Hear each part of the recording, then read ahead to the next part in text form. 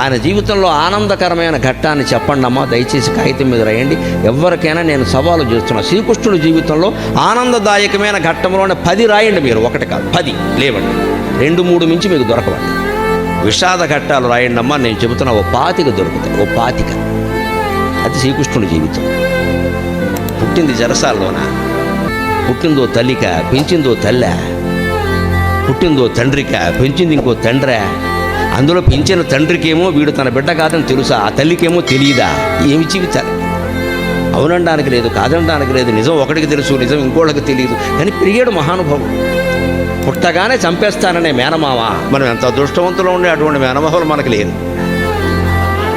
పుట్టని చంపేస్తాననే మేనమామ కత్తెట్టు కూర్చున్నాడు ఆ జైలు దగ్గర. అదే ఆ శ్రీకృష్ణుడి జీవితం. అవతార పురుషుడు అంటున్నారు కదా, మరి ఇంతకాలం యుద్ధానికి తట్టుకున్నవాడు ఈ బొట్టనవేలు మీద పడుకున్న బాణానికి వెళ్ళిపోవాలా తెలుసు.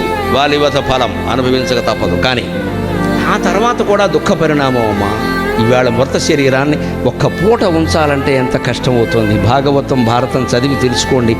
7 రోజులు మృత శరీరం అలాగే ఉందండి. 8 మంది భార్యలలో ఒక్కరు లేరు. తల్లి లేదు, తండ్రి లేదు, బిడ్డలు లేరు, ఎవ్వరు లేరు. మన భాషలో చెప్పాలంటే దిక్కుమాలిన మరణం.